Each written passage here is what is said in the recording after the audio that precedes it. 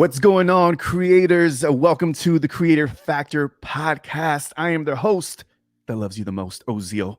And, we're bringing you content and conversations to help amplify your creator factor. And today, my friends, I'm excited because I'm bringing in a good friend of mine who has flawlessly blended the worlds of comics, podcasting, pop culture into this beautiful, spicy cocktail. And he's like one of like the OGs, like a true podcasting OG, podcasting since 2007, I believe. Yeah, 2007. He's also a linchpin in Kevin Smith's SModCast network, where he did everything from marketing to producing podcast. And to add to that, ladies and gents, he's quite the celebrity, being a cast member of the hit AMC TV show Comic Book Men and the co-founder of A Shared Universe, ashareduniverse.com, a podcasting studio in the Jersey area. Ladies and gents, let's welcome to the podcast the one and only superhero himself, Ming Chen in the house. What's up, Ming? What's up, everybody? What's up, Ozeal? What's up, creators, my friends? Huge honor being on here with you, man. You're one of my favorite creators, my friend. You're nonstop. You are always posting, always encouraging, always promoting. But and always being a friend to all creators and podcasters. I love it, man. I received that compliment, my man, especially coming from you, because I look at you. I look up to you in regards to how prolific you are as a content creator, marketing your brand and everything, of course, that you're doing with the Shared Universe, which we'll be talking about that in a bit. But first, my man, I like to scale back a bit because you and I had many conversations before. And by the way, remember that memorable moment? You and I. Let me share this with our Creator Factor fam. You know which one I'm talking about. We were at the Comic Palooza. We were doing a panel together, and then we had this pod crasher who came into our panel, crashed the party, and it was none other than R2-D2. Yes, R2-D2 himself, the droid that's been in pretty much every Star Wars movie, graced us with his presence. And I was like, R2, don't you have a galaxy to save or a Death Star to destroy? I remember that. Or are you hiding a lightsaber in there? Like, what's going on? But he just crashed our panel. And if you do a Google search, there's a picture of him kind of like rolling into our podcast peripheral.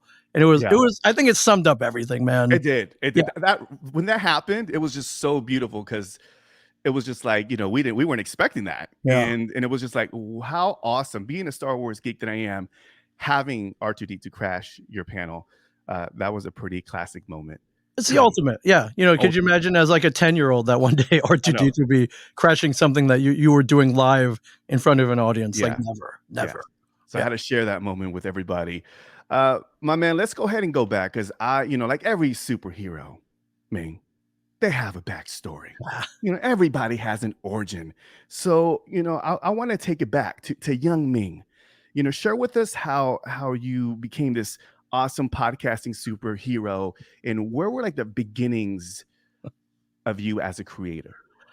I mean, I'm gonna be honest with you. Like, I think everything I've done in my life, I've kind of fallen ass backwards into. So, the podcasting thing is so unlikely because when I was a kid, elementary school, high school, even into college, very shy. Didn't talk to anybody. I was that kid who would sit in the back of the class. I was like, don't call on me. I didn't go to parties, didn't get invited to parties, no girlfriends, any of that. I was very low key. But I think the one thing I did embrace while I was by myself at home with no money and no car was technology.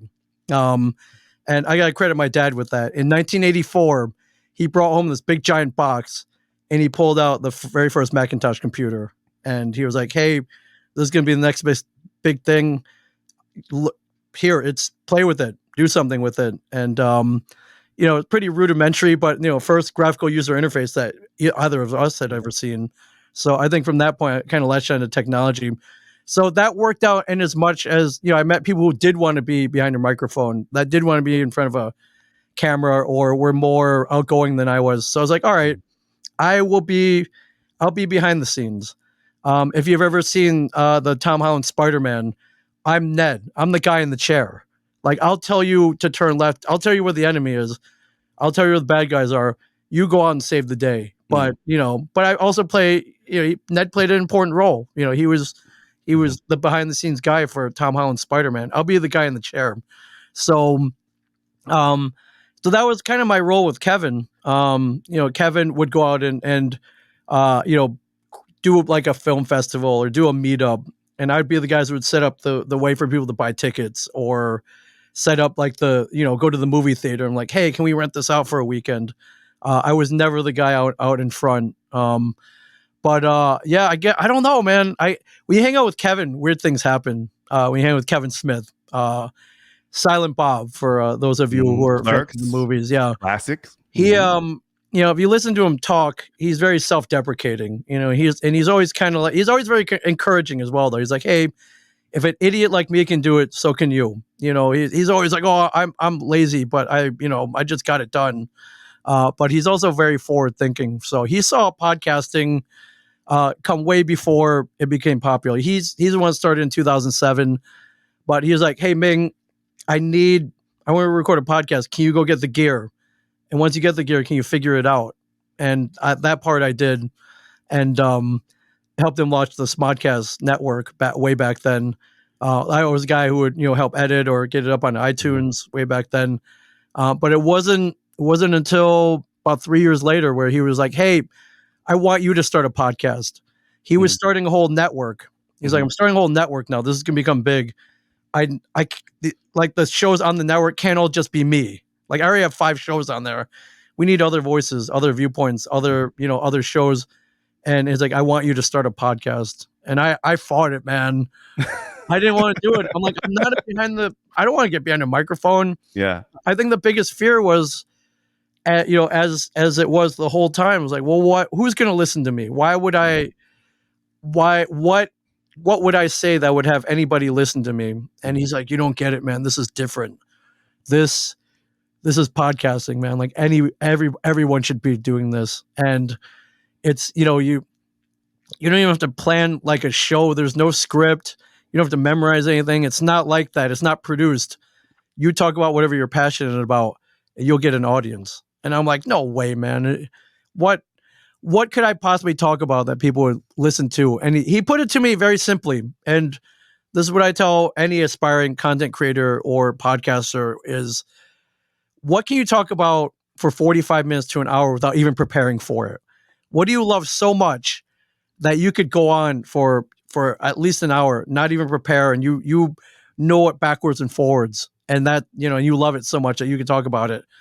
And for me, I was like, I don't know, man. I could talk about comic books, definitely, pop culture for sure, Star Wars, definitely, and food. Those are like my main 4 passions. And he was like, well, great, that's a podcast. And I'm like, really? That counts? Who would listen to that? And he was like, well, anybody who loves comics, pop culture, Star Wars, food, or any of the above. That's your audience. And you're not the only one. There are probably a million people who love all those. And I'm like, all right, if that counts as a podcast, I'll give it a shot. So, yeah, I remember the very first episode we recorded about 13 years ago. Sat at a beat up poker table in the back of a comic book shop. Had the gear already because he made me go out and buy it and set it up. And I grabbed my coworker Mike Zapsik, who you may know as the other co-star of Comic Book Men. He used to be a chef, so he knew food forwards and backwards. And he also loved the same stuff I did. Plus, we'd been friends for 10 plus years at that point. So we had, a pretty good rapport with each other. And I remember sitting behind that microphone and I was like, Kevin, man, how long do you want us to go for? He's like, can you go 45 minutes? And to me, that was like doing like a 45-minute comedy set. It seemed like forever. And I'm like, listen, I'll try. No guarantees. I'll try to go 45 minutes. And I remember we started recording. There was no clock anywhere to be seen. And I remember by the time we stopped, 2 hours had gone by. Like we didn't even know it. It went like that. Mm-hmm. And you content creators and podcasters know there's some episodes where it just flies like that. And you're like, holy cow, 2 hours have gone by. And I think that's the magic right there, right? And but I remember afterwards, like, hey, that was fun. That was really fun, like really fun. More fun than I thought it would be. But I remember I went to listen back to it just to make sure I wanted to see how it sounded. And I remember kind of like, wow, if this is pretty good. Like if this was on a real radio show, we sounded like we knew what we were talking about, had a good flow, we were making fun of each other. It was entertaining. I was like, wow, this I didn't expect that. And I think Mike kind of explained it to me like, listen, we're talking about stuff that we love. Yeah. We're especially Star Wars, like we're experts on Star Wars. We've probably seen Star Wars more than George Lucas has at this point. He doesn't need to watch it. He lived it. He made it. Yeah. He doesn't need to watch it every year. He was there. He knows the ins and outs. And we've seen it so many times that we probably know stuff about it that he forgot about, right? So yeah, I just remember that thrill. I was like, man, that was fun. Let's keep doing this. Let's keep going. So, and that's kind of the magic I want to show everybody else doing this. We know it. We know, we've experienced that, and the goal now is to help everybody find that magic for sure. I've noticed that, you're a great speaker. You've been on a ton of panels at various comic book conventions. There's a level of confidence that I see and feel from you. Being behind the microphone, doing what you do. But it's interesting. You said you were introverted. Oh, big time, yeah. So would you credit podcasting as a vehicle to build up that confidence to give you basically what Ming Chen is today? Huge. Podcasting and Kevin Smith. So working with Kevin was kind of cool because even though I was the behind the scenes guy, we kind of built up a community, an online community, and then we shifted the online community to actual meetups. Like Kevin would throw like an all-day film festival with his movies and do Q&As afterwards, bring out a lot of the stars. So we had a couple hundred people come out for a weekend.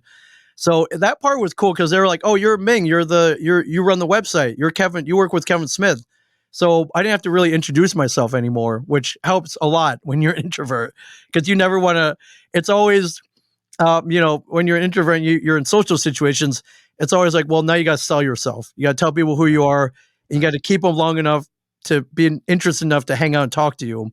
And then where does it go from there? I was like, oh man, like it's so much work that I'm not even going to bother anymore. So I'm just sit back here and, maybe I'll know one person here. I'll just hang out with the other introvert in the room. So, working with Kevin definitely helped. But yeah, podcasting was huge. It's funny. We get a lot of first time people coming in here. They're very nervous. Like, oh, I've never done this before. Yeah. I don't know if I can do this. I'm like, listen, you're the guest. So let the host lead you. But the questions that they're going to be asking you are all about you. They're all going to be asking you about stuff that you're already passionate about, that you're an expert on. You've already got this. Like, you're fine. But there's something about being behind this microphone, man, that opens everybody up without fail. We've had the studio here for about 6 years now. We've never had anyone freeze up. We never had anyone get flustered. Yeah. Never have anyone like, oh, I can't do this and leave. We call that the Cindy Brady. If anybody's old enough to remember that, there was an episode of the Brady Bunch where she was on TV and a red light comes on and she goes silent. Yeah. Freaks out.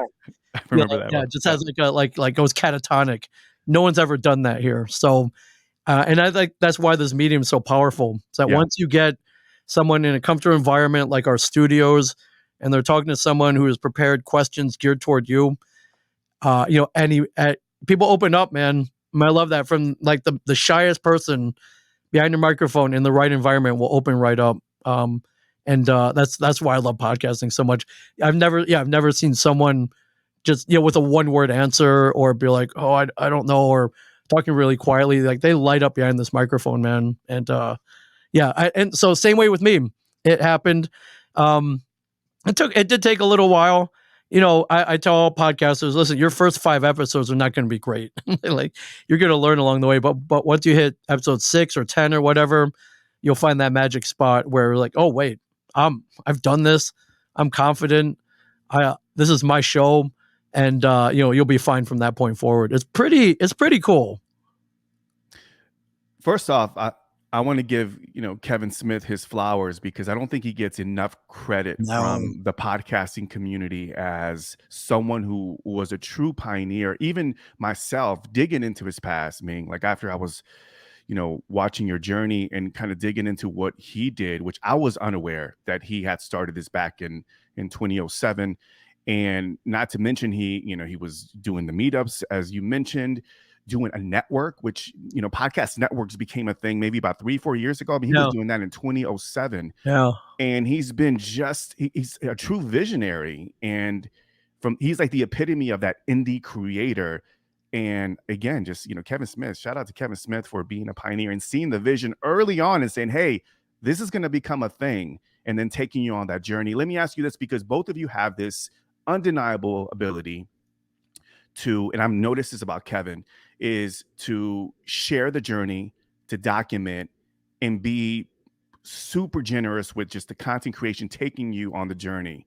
I was checking out his Facebook, like he's posting videos and still doing events or whatnot. You have that superpower as well, where you're always sharing what you're doing. It's not even about podcasting; it's about other aspects of your life, whether it's you traveling, you giving props to the convention people, but you're always documenting, man. Share with me, I'm curious to know, is that something like, what's the thought and creative process of being so like relentless with your content creation and marketing? Because a lot of creators, and I say this is because we sometimes get in our way when it comes to social media marketing, where we're just sharing our content, but we don't really embrace the importance of sharing our journey with everybody else, because we get in our head. So I'm curious to know, man, how do you stay consistent and engage with your audience? Because you're relentless when it comes to that, man. Yeah, I Props to you. try. I learned a lot of that from Kevin. Again, Yeah. we're giving him lots of Yeah. credit here, but he deserves all of it. Yeah, man. He's always been very generous with encouraging people to go out and do whatever you love, whether it be filmmaking, podcasting, YouTube, gaming, whatever, author, create. He's a big Yeah. proponent of creation and Yeah. people creating and not, and since he came from the independent film world, he's used to not letting like a higher up tell you what you can and can't do, because he just went and did it and Yeah. it worked out. But as it comes to podcasting though, I love the podcasting community because we're all very supportive of each other. We are. So if we Very meet other collaborative. podcasters, like, hey, can I check out your setup? It's like, oh man, how'd you do that? Or wow, your stream looks really good. Like, what are you using, or how did you do that, or where'd you get that animation from, or whatever. Yeah. And I think a lot of that stems from much like independent film, like podcasting is very like do it yourself. Take whatever you got. Maybe you got an old mixing board, an old camera, or whatever. It's very do it yourself, low budget. You don't need to buy a bunch of stuff, and hence it makes it accessible to more people. Yeah. But there is a learning curve. As with all technology. And I love all podcasts. Like, hey, if you need help, call me. Here's my email address. Here's my phone number. Everyone's so willing to help out each other, and I think that a lot of that stems from that do yourself attitude. It's like, listen, I didn't go to school for audio engineering. Before I met Kevin, I'd never really touched a mixing board, but I kind of knew the ins and outs of technology, and we figured it out. And made a lot of mistakes along the way, maybe hit the wrong button or whatever. So the last thing I want to do, if I meet a new podcaster, is have them make the same mistake. So immediately I'm like, hey, don't use that setting, or that board sucks, or, use this one instead, or this one's on sale. We're very encouraging because none of us really grew up as audio engineers. We didn't do so. We learn as we learned. And we learned how frustrating it was to make mistakes, or, maybe use the wrong cable or whatever. So we pass that on to anybody who is maybe just starting out. I love that all podcasters are very encouraging to each other that way, for sure.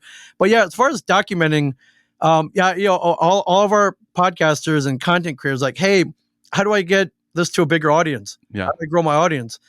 And my analogy is like, listen, it's, creating a podcast or a TikTok or YouTube or whatever. If you're trying to get an audience, it's like running a small business. Say you open up a hardware store or ice cream shop or whatever. You don't just open it and you're like, all right, everyone's gonna come now, right? Like, hey, everybody come.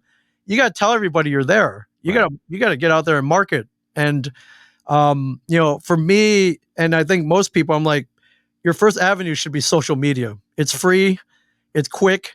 You reach people, a large audience very immediately, and now it's easy. You put up a post, paste a link, maybe throw up an image, throw up a clip. It's quick and easy. It's something where you don't have to work and put together something for days, to announce that you've got a new podcast or something, you could do it right away. Mhm. So, I subscribe to, it's like Gary V.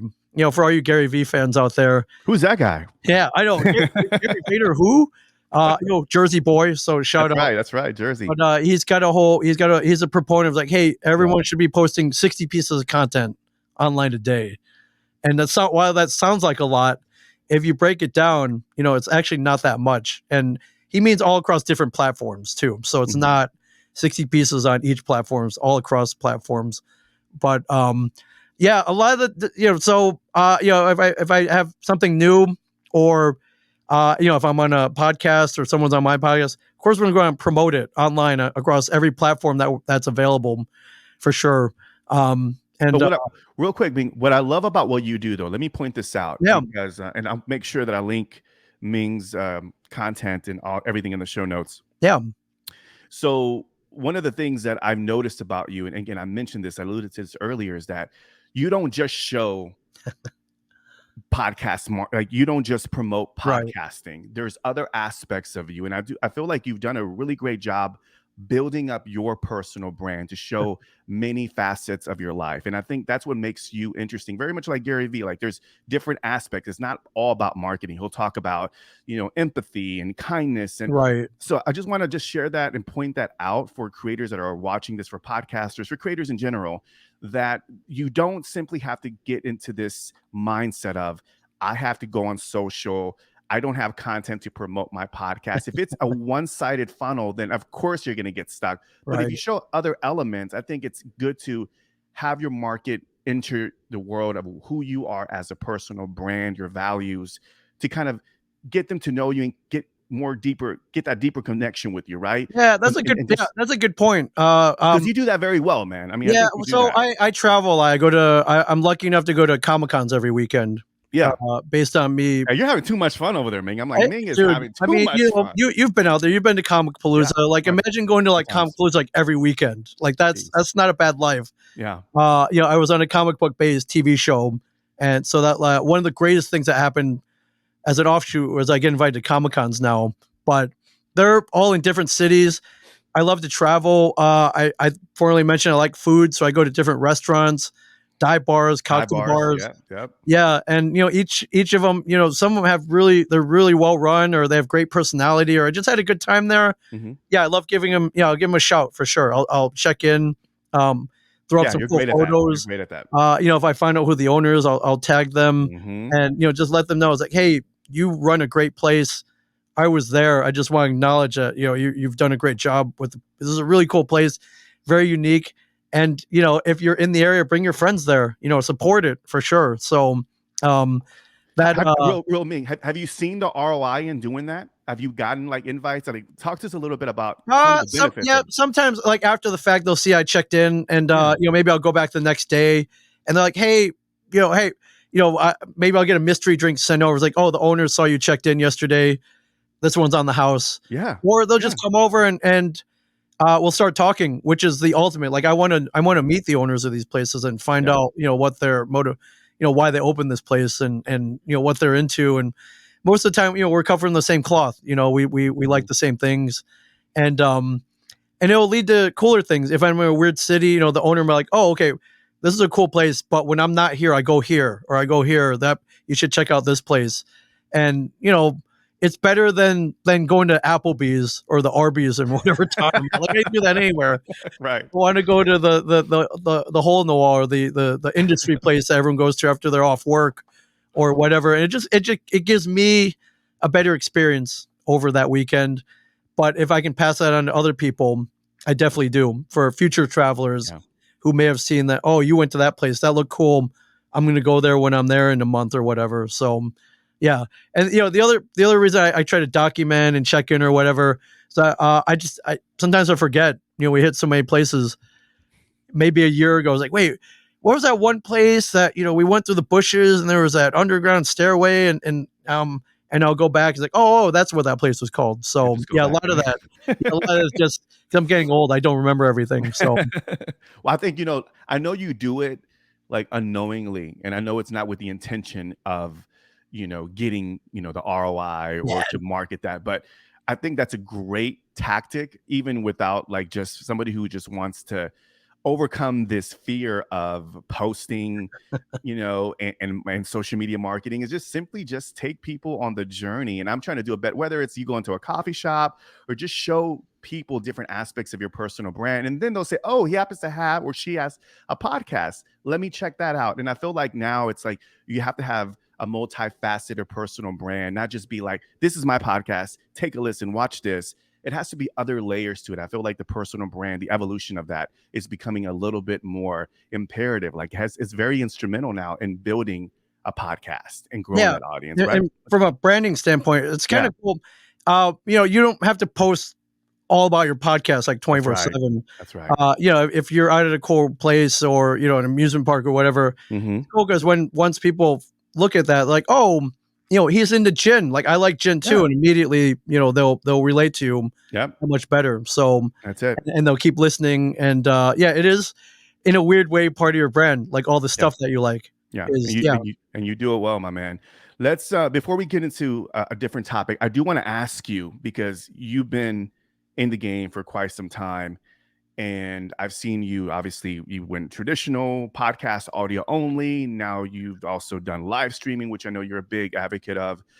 But seeing the evolution of podcasting, bro, since when I started, it's big business now. Now we have big money. It's $1 billion industry. We're seeing corporate ESPN, NPRs, all the big wigs are coming into our space now. And this was, solely it was indie. Yeah. Now we're seeing it kind of take over, kind of like the record industry, right? It's kind of changed things around. What are your thoughts on the state of podcasting? Where do you see the future going with podcasting and live streaming? Yeah, I think. Remember when there were up until not that long ago, it was still like, "What's a podcast?" And we'd have to explain to people it's like there's what an it app, was. and you gotta like, Yeah, and it was always like, well, it's like having your own radio show, but it That's goes right. worldwide. It's on the internet, but it's not internet radio. Like because people remember the internet radio was just streaming. It was just radio kind of being streamed. It's like, no, it's different from that. I'd always I love that we got into it very early. Like being on the ground floor of anything that later explodes is always a good thing, because we started it because we loved it. We didn't start it because someone made us or because it was part of a job or whatever to monetize and make to money. monetize. Yeah, we did it because we loved it. Yeah, and once I became really passionate about it, and it's much like telling people about a cool restaurant or a cool place. Once you find something cool, you want other people to see how cool it is. And I think a lot of that actually comes from being a geek. When we would find like a cool comic book or a TV show that no one had heard of, we're like, oh man, this is awesome. You got to read this or you got to watch this. A lot of that came from that. So I'd always hoped that more people would do this. And I was almost always kind of hoping when they did start, they would come to me for help. It's always nice to be able to help people out with something, especially it's something that you love doing. I think that's across the board. I mean, I knew it would blow up at some point. I didn't know when, and I'd kind of seen it before. As I got into building websites very early in the early '90s. Okay. And again, it was something I did for fun. I had my own personal page with my photos, and it was a monument to myself. And from doing websites, I didn't know that like every company would need a website at one day, which worked out for me as that was my first job, was building websites for a corporation. So since I'd seen that before, I thought, all right, podcasting, at some point, it's going to get to a point where it's going to be, a corporate, there's going to be a corporate element. And I see the same aspects as websites. I'm pretty sure that every business is going to need a podcast at some point to remain relevant, to market. Much like every business needs a website right now, and for the foreseeable future, I think podcasting is going to go the same way. So, so this time, getting into podcasting, I was like, hey, maybe, I learned from before, like maybe we could turn this into a bit like a real business at this point. So, which is why I opened up the studio. When we started the Shared Universe back in 2017, it was all audio. Podcast was just audio. There was no live streaming. There was no StreamYard. There was no, there was no OBS. There's none of that. And nobody recorded themselves podcasting on video because Yeah. it just wasn't a thing. And so when I was like, oh, audio only, this is great. We got the gear, we got the microphones. This is going to be great. But yeah, as time went on, video started creeping in, and then live streaming. And yeah, it was funny. We started video and live streaming just for our own stuff, just because we could, and we were experimenting with it. But our clients started seeing it. They're like, hey, can you do that for us? Oh. I'm like, yeah, if that's what if you really want that, we'll give it a shot. And then it got bigger and bigger. And yeah, I think the pandemic really catapulted things like, like Zoom podcasts, video became a big thing. And now, all of a sudden now I'm buying SLR cameras, and I'm about to invest in in a Black Magic. It's beginning expensive, I'm sure. Yeah, I gotta go buy an ATM switcher. Like, do I need it? Do I want to go into the 3-camera setup? Yeah, I don't, honestly. Yeah, it's just more pains in the asses, more points of failure, more things to think about. Then all of a sudden you I love that running podcasts, we could kind of do it ourselves. Like, one person could kind of control everything. Now we got to get a crew. You need lighting, like all this. It's very much more complicated, but you got to adapt, right? You can't, that's where things are going. And like it or not, that's where I think that's where podcasting is going, is stuff like this. And back in the day, we would have probably called each other on the phone or through Skype and just did a kind of a grainy audio podcast, which would have been fine. But this is way more fun, of course. So I would have a torn up T-shirt, maybe in my boxers. Yeah, exactly. And we would have sounded like we were underwater. That's right. Under Skype, via Skype or whatever. Skype, that's right. Even like holding a cell phone up to the microphone. I don't know. Yeah. So, so while it's more involved now, and it does add an extra element, and it's brought a lot more people into this. So. What do you mean? Adding video, you mean? Yeah. With the and even with the and now with the remote stuff, you're in Houston, I'm in New Jersey. This is great. This is I could have never dreamed of this years ago. So it's all for the benefit and the good of content creation. And I see as far as the future goes, I just see the tools now are pretty easy to use, but I see them even more easier. Yeah. I think both of us remember walking into like a Best Buy and seeing, I was like, wait, there's a podcast section here. There's a whole section for podcast gear here. It's like, what's going on here? Yeah. There's like a Rodecaster. There's some Zoom boards. There's, there's a Rode microphone. I'm like, this is all right. This is cool. This is cool. So So while, I would, at first I was like, oh man, I thought this, we were going to be set with just audio, but it's video live streaming. Yeah, it's the future. And we know YouTube has invested like heavy into podcasting now, announcing that they have a podcast RSS feed, and they're going to be doing a lot more work for the podcasting community. So I think this is only going to grow. Yeah. And of course, the purists are going to have to evolve. And adapt, right? I mean, we're used to it, but again, it's all, you hit that moment. It's like, oh man, I got to spend more money now. Like, right. It's expensive, man. Yeah, it is. It's not cheap. It's not cheap. Let me ask you about, how you were on a TV show. We can't skip over that. TV show. Come on, we'll talk a little bit about that. Comic Book Men, which was a AMC TV show. And, you were able to leverage that success. And you mentioned that earlier, in getting you into the comic book convention world. And now you're touring and you're speaking and you're on panels and you're moderating. And I feel like all those skill sets that you developed as a podcaster, which transitioned into the TV show, which now has you in this panel speaker touring world. Like, talk to us a little bit about how you leverage that success and what are some of the key lessons you learned from being on that show, man? It's pretty cool. Like, everything you just mentioned has roots in podcasting. So it's funny. So a lot of people come in here and it's like, listen, I started out podcasting. I wound up on a TV show. Now, I'm not going to tell you if you start a podcast, you're going to get on TV, but I'm not going to tell you it won't happen either, because it happened to us, like, in a weird way.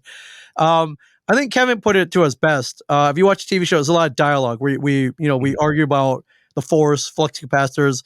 the dialogue and the riffing and the making fun of each other, pretty fast and furious. But what you don't see is we're not stepping on each other. We're waiting for the other person to talk before we do, and our conversation flows pretty well. And we're cracking jokes. All that stemmed from podcasting. It was kind of Kevin explained it best. He was like, "Hey, you guys started as podcasters. Now you're doing dialogue on unscripted dialogue on TV, and the podcasting is kind of like the minor leagues. Like that was your training for you being on TV later on. Like you didn't realize it at the time, but all that podcasting was training you to speak clearly, to not step on each other, to keep the conversation flowing, like all the tenets of podcasting." He's like, you guys had that training already. So once you hopped on the TV, it was like a natural progression. I was like, wow, that's pretty cool, man.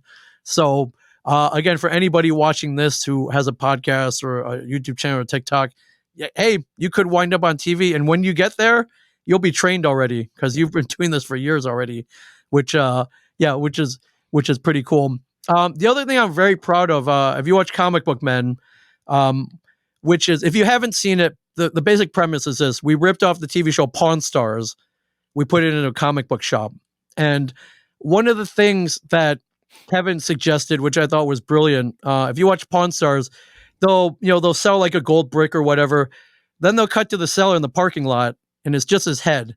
He's like, "Hey, I got this gold brick that was in my uncle's closet. I hope I get $1 million for it." And they'll cut back to like the action. And Kevin was always like, "Man, that's boring. That's just a dude in the parking lot. Instead of that, why don't we have you guys explain, the ins and outs of that scene around a podcast table?" And if you watch the show, that's what happens. We'll do whatever the transaction is, but we'll cut back to Kevin going, "Hey, tell me about what happened that day, because I wasn't there. You guys were there. It's my store. Tell me about how you did that." And it was his brilliance of us, instead of just like a face in a parking lot, it's us behind microphones on a podcast set, looking like we're recording a podcast. And at the time that aired, it was February 2012. I'm pretty sure if you look back, there have been no movies or TV shows that depicted podcasting up until that point. And so I'm pretty sure that we were the first like kind of major media format to depict podcasting. And for the first couple of years, people were like, "Hey, what are you guys doing in between the scene? Are you guys like, are you on the radio or something?" It's like, no, we're podcasting.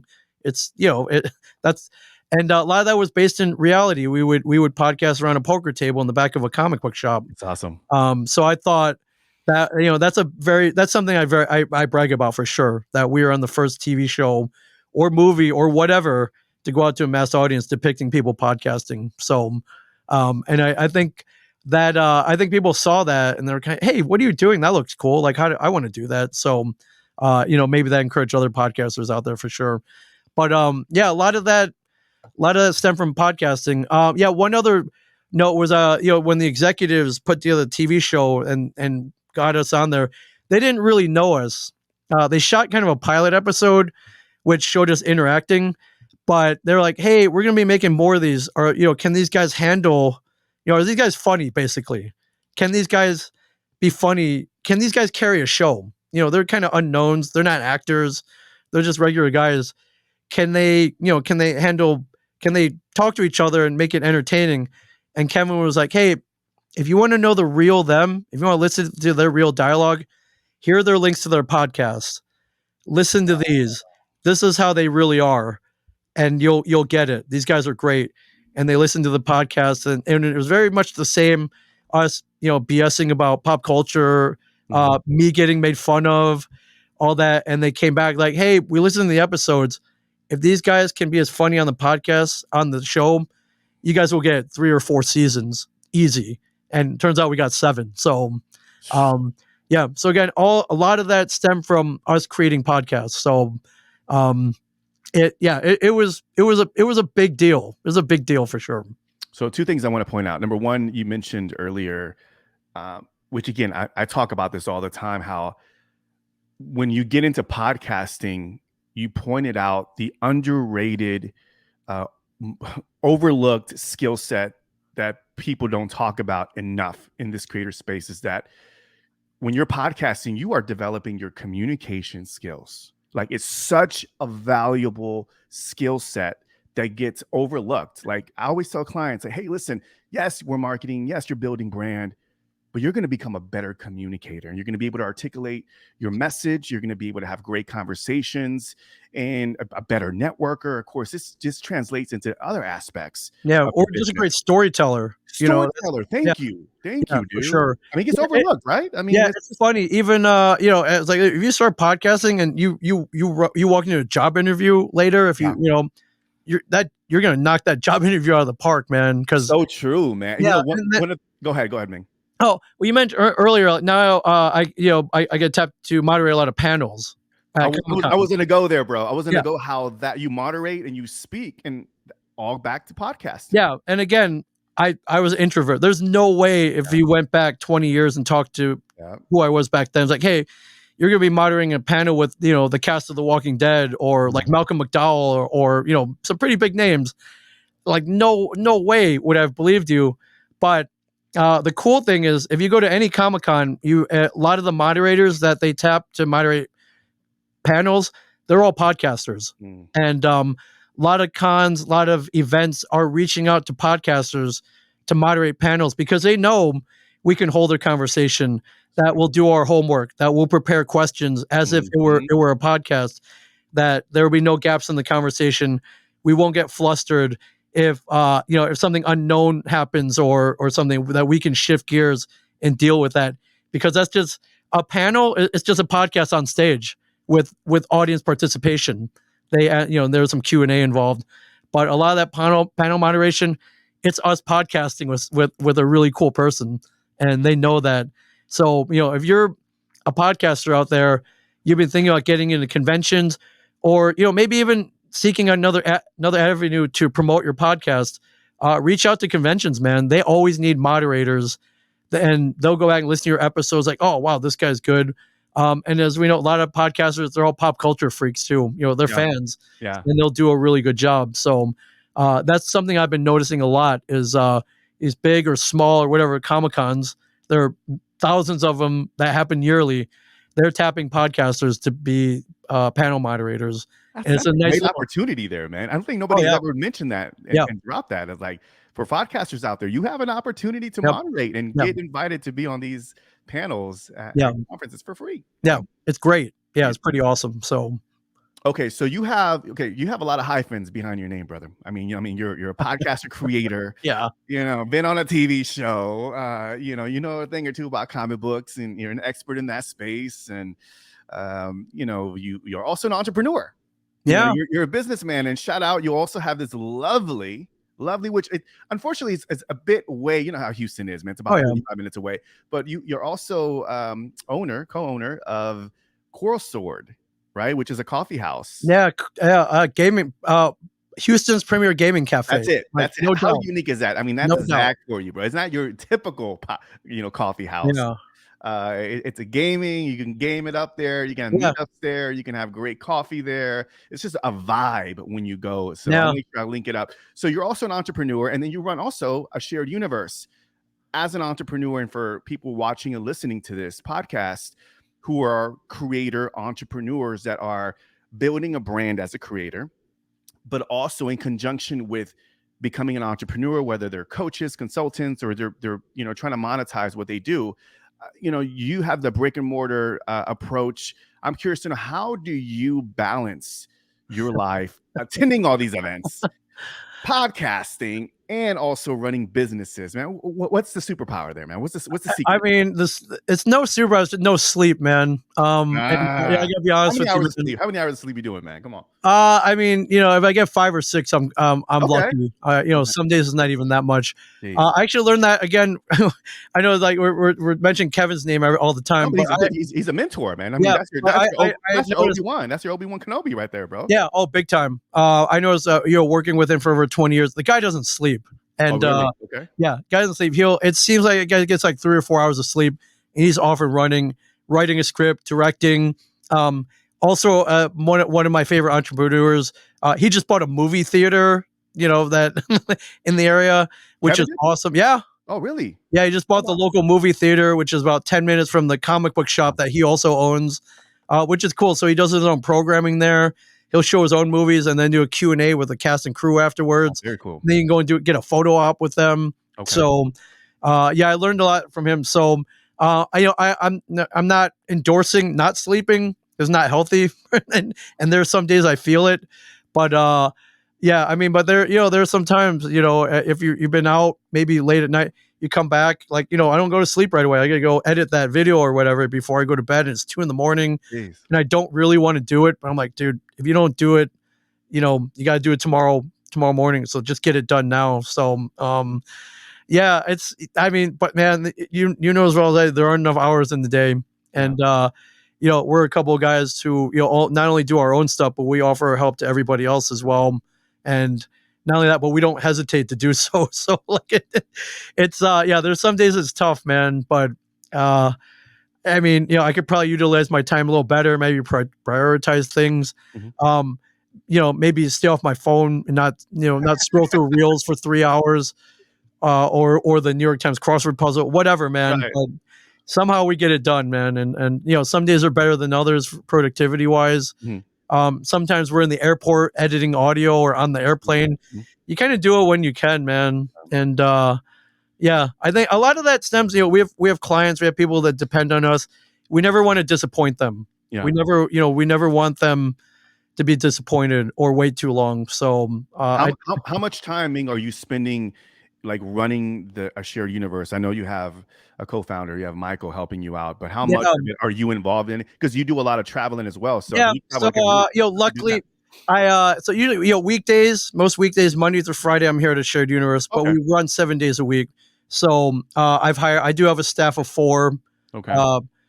Bunch of great guys who are also creators or filmmakers or audio engineers that come in on the weekends and on the weekdays as well to fill in all the other times. So I think probably the best business advice I've ever gotten, and I'm still trying to take that advice.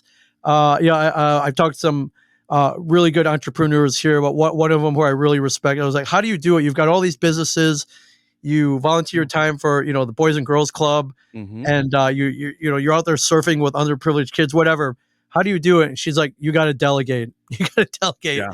Yeah, you got to learn to let go, and delegate. And it's tough, man. Yeah. It's tough. But I'm slowly trying to work toward that balance. And again, like anything else, some days are better than others. Some days everything runs smooth.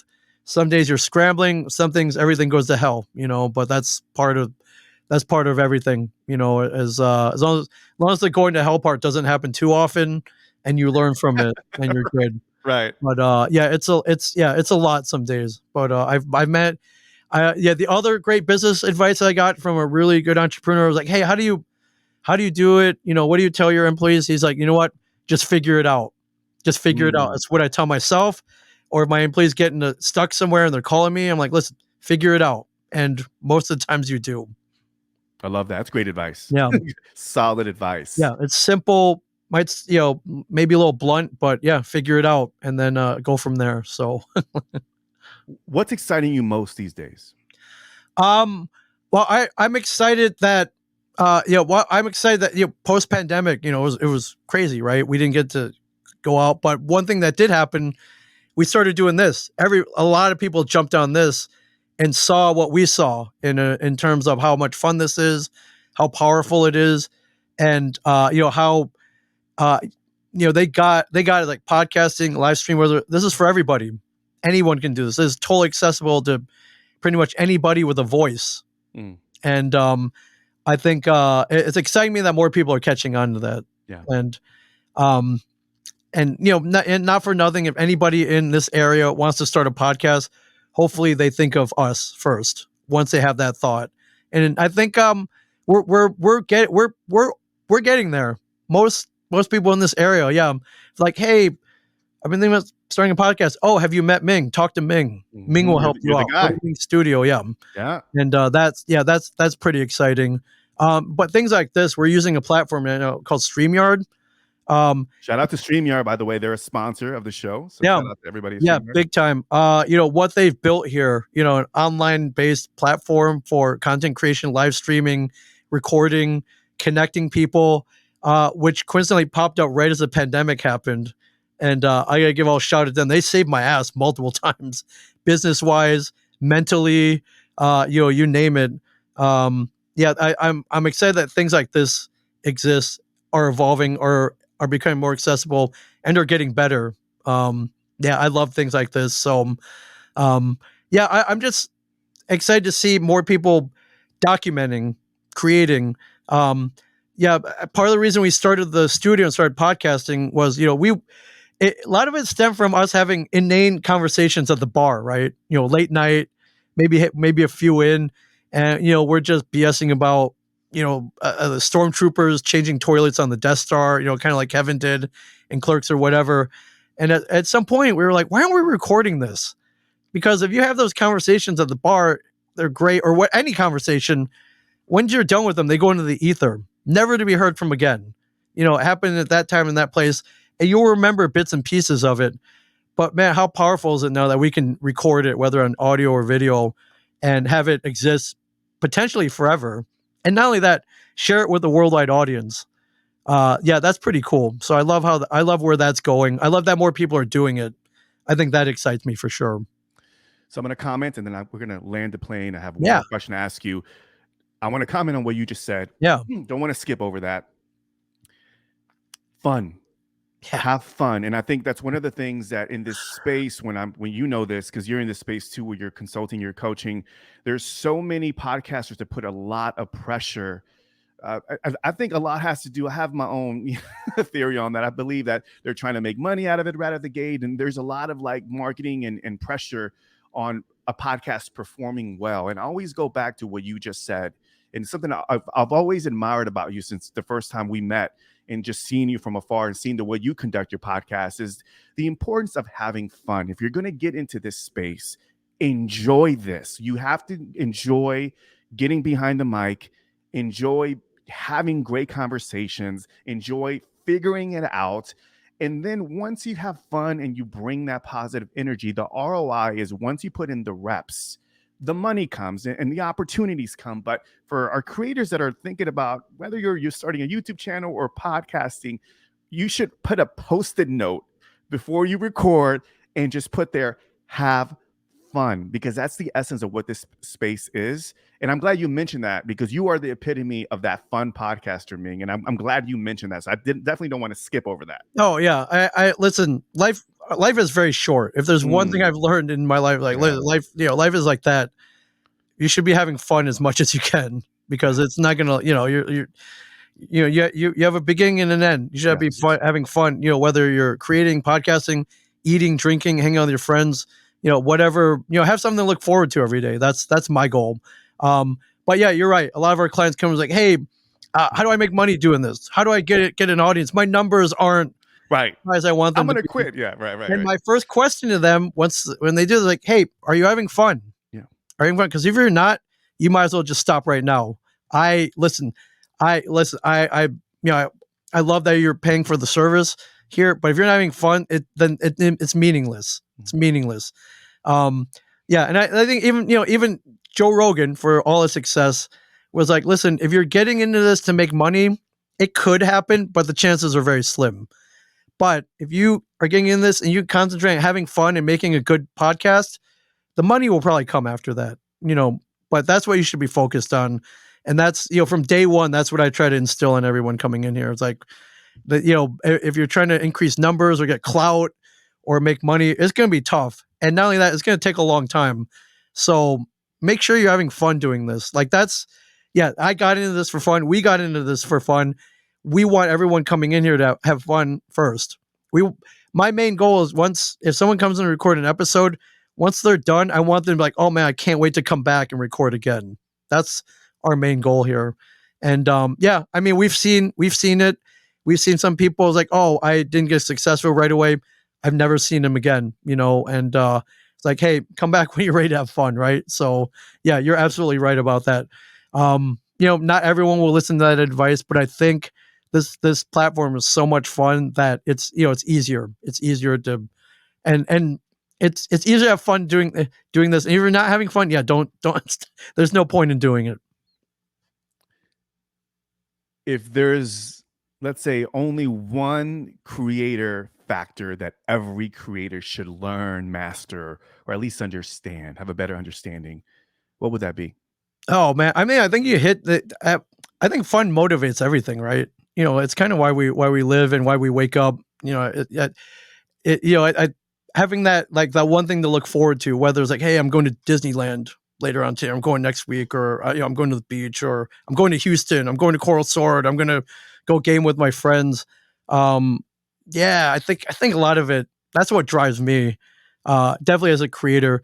But I think beyond that, it's we create to share with other people, right? And so there's a term that someone keyed me into because I like if I have I think I mentioned earlier, if I find something cool, I want everyone else to see how cool it is. I want to be the guy to introduce it to everybody. There's a term for that. They call that a lighthouse.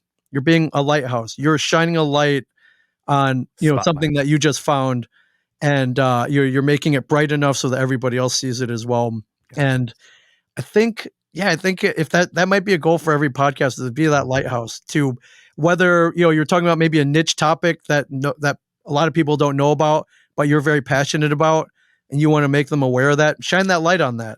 Shine that light. Be a lighthouse.